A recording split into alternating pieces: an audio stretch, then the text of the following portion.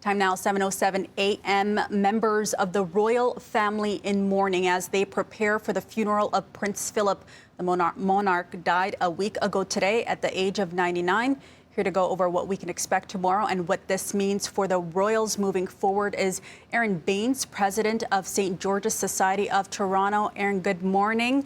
Let's start first with the details and what we can expect. We know that COVID is putting restrictions, so about 30 family members and friends are going to be attending. What can we expect? Sure. Good morning. It's great to be here today.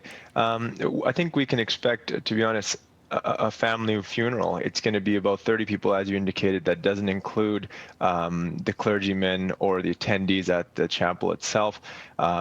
As you can find on actually the Government of Canada's website as well, tomorrow will be a National Day of Mourning. The funeral services will begin roughly, I believe, at 10 a.m.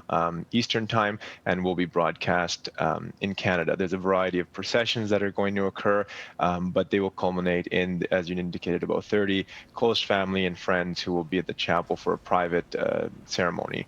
You will be able to see it, though. You can log on. I believe most broadcasters will have it. And I want to talk a little bit about some of the rules the Queen has reportedly put in place, including everyone has to wear civilian clothes. We know that Harry did serve. What do we know about that? We know that the relationship between Harry, Meghan, and the royals might be a little bit rocky still. Yeah, I mean, I think they're grieving right now, right? So relationship aside, they've all lost an important part of their family.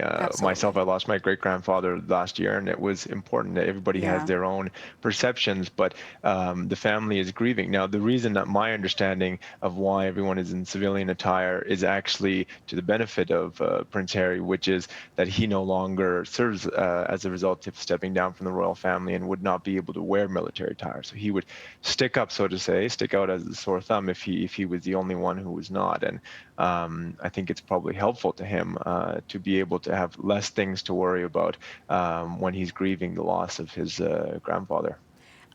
As we mentioned, lots to see here when it comes to the funeral, but I want to talk a little bit about the royal family too, and that interview with Oprah. Harry and William have always been seen as sons that are so precious to really the entire world, Diana's sons, and a little piece of me is hoping that they can be brought together in this moment, perhaps reconcile and strengthen their relationship. What are your thoughts on that, or is it hopeful thinking? Well, I think part of it is we have an understanding of what we believe the relationship is based off of a very small glimpse into their life through an interview, right, and through the tabloids and the media. And it's hard for us to say categorically what it's really like. I mean, if somebody looked at anyone's life for a snippet that short, I don't think it would be a fair analysis. But I do also hope that they're just able to celebrate the prince's life and grieve his loss together as a family and as we would expect. And I think you're right that around the world, I mean, my mother's a British citizen. I remember when Princess Diana had William and Harry, she had the newspaper clippings because she felt they were part of her family. And in the same sense, I think many Canadians feel that way. And we all want to see a family together that is, as I said, celebrating the life of somebody, the pillar that they lost, and really being able to mourn together about that. And really quickly, Prince Philip did have a part in planning his funeral, at least the vehicle. Can you talk a little bit about that and the significance there?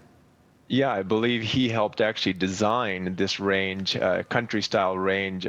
Some people will know, whether it's from watching The Crown or just watching various documentaries in the past, that the Queen herself is quite familiar with the range, having been in the medical service during the World Wars and being able to actually repair these vehicles. So it's an important part, I think, for both of them. And I mean, I love Defenders, so it looks like an interesting and cool vehicle. And I think it just goes to show that it's about, you know, there's a lot of pomp and ceremony behind his life, obviously, but also at the end of the day, he served a very long life of serving his family and kind of a bit of a no-fussness behind all of it. And I think his words were he didn't want any fuss about this funeral. Absolutely. Aaron Bains, we thank you for joining us this morning. Thank you so much. Thank you so much.